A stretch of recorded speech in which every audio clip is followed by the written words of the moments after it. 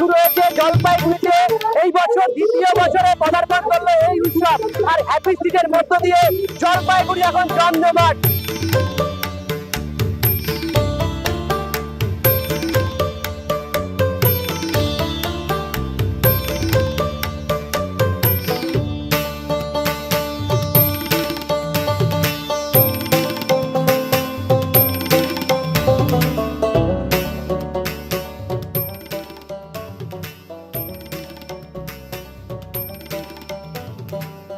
জেলা প্রশাসনের কর্তারা রয়েছে, রঙিন অনুষ্ঠানে মেতেছে জলপাইগুড়িবাসী।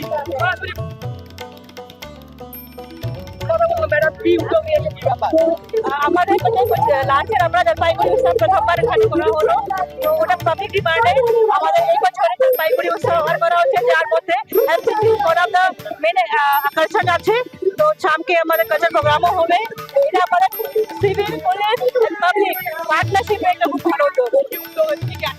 এখানে আপনাদের এখানে জোপা আছে, ডান্স আছে, ক্যারিকেচার আছে, আর্ট আছে, গেমস আছে। এটা তো মানুষের ডোপামিন রিলিজ করছে, তারপরে স্ট্রেস থেকে মানুষ বেরিয়ে আসছে। এসআইআর এর যা স্ট্রেস, তার থেকে বেরোনোর জন্য হ্যাপি স্ট্রিট ছাড়া কোনো রাস্তা খোলা নেই। হ্যাপি স্ট্রিট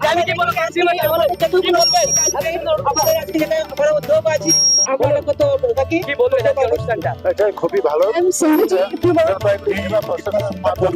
নিশ্চয়ই আমরা সারা বছর কাজ করি, কিন্তু তার মধ্যে আমাদের রিসার্চ তার সত্ত্বেও আজকে জেলা প্রশাসন এইরকম একটা প্রোগ্রাম করছে যাতে মানুষ সবকিছু ভুলে একদিন ব্যাপী তারা আমরা একটা ঘোষণা বাবু কি বলবেন? দারুণ দারুণ, মানে আমি ভোট টাইম এমএলএ হয়েছি, জেলা প্রশাসনের উদ্যোগে হয়েছে এই যে উৎসবের প্রথম যে সূচনা, মানে কেউ না দেখলে বুঝতে পারে এত সুন্দর করেছে।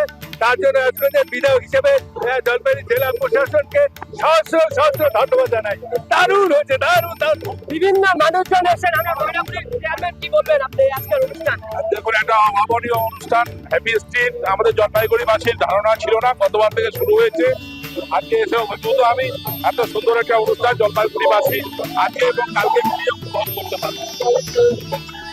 জলপাইগুড়িতে এই ধরনের অনুষ্ঠান আর বর্তমানে একদিকে যেমন এছাড়ার অন্যদিকে এই যে বিভিন্ন মানুষের চাপ, আর এই চাপ থেকে কিছুটা আনন্দ উপভোগ করতে টেনশন ফ্রি করতেও কিন্তু জেলা প্রশাসনের এই উদ্যোগকে সাধুবাদ জানিয়েছেন অনেকেই। জলপাইগুড়ি থেকে প্রদ্যুৎ দাস, জি 24 ঘন্টা।